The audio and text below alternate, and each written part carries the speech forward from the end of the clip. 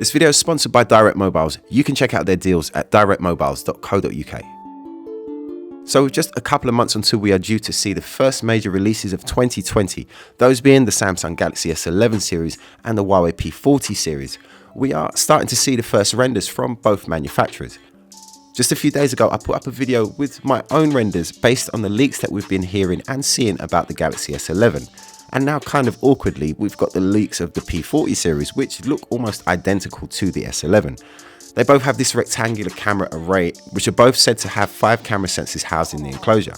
Thanks to /leak on Twitter, we have renders of what seems to be both the P40 and the P40 Pro. The first time I saw this image, I thought it was a reflection of just one phone, but if you look carefully, there are clear differences. The phone on the top is facing the other way, so we're seeing the top side of this one. It doesn't have a curved screen, which does suggest that this is the P40. Underneath seems like a very similar device, but this one definitely has a curved screen, and we get a little teaser look at the camera module. The P series from Huawei has always been their photography focused line, not quite as premium as the Mate series, but still very flagship, usually with some concessions made to give it more camera performance. But the latest rumoured specs suggest that this will be a very impressive device.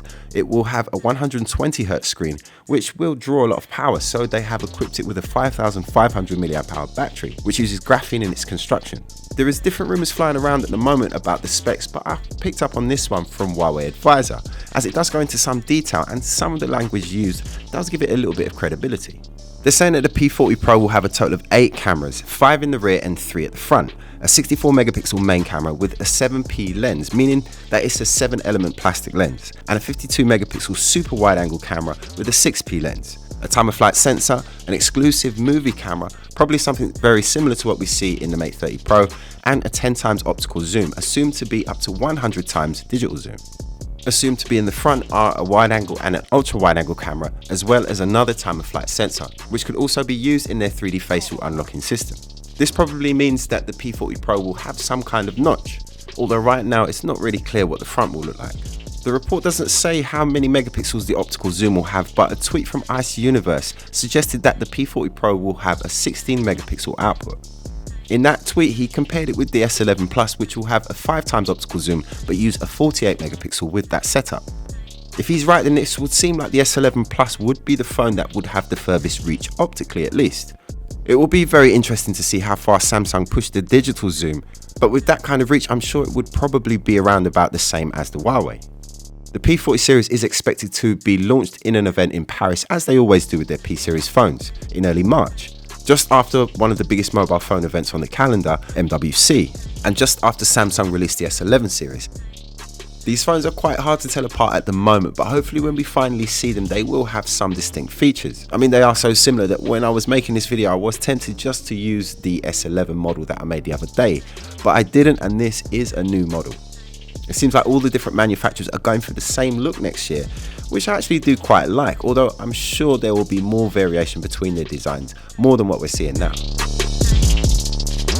So we definitely won't see the P40 Pro at MWC, but it is confirmed that we will see a new version of their folding device called the Mate XS. This one will have a Kirin 990 chipset and have an improved screen durability over the previous Mate X. It will also have an improved hinge. It's almost been a whole year since we first saw the Mate X. Despite Huawei promising to release it in July of this year, it never really did seem to make it into the European marketplace, which really is a shame because it's a very impressive device when you get it in your hand.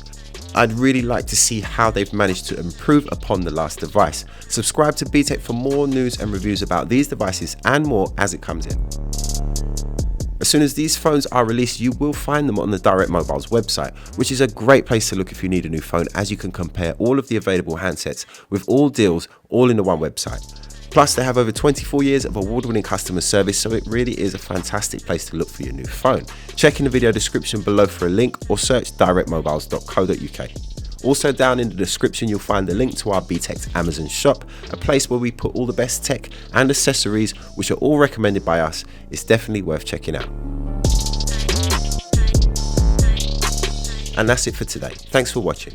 If you enjoyed this one, then hit the like button and subscribe for more. Follow me on social media. My name's David, this is Btekt.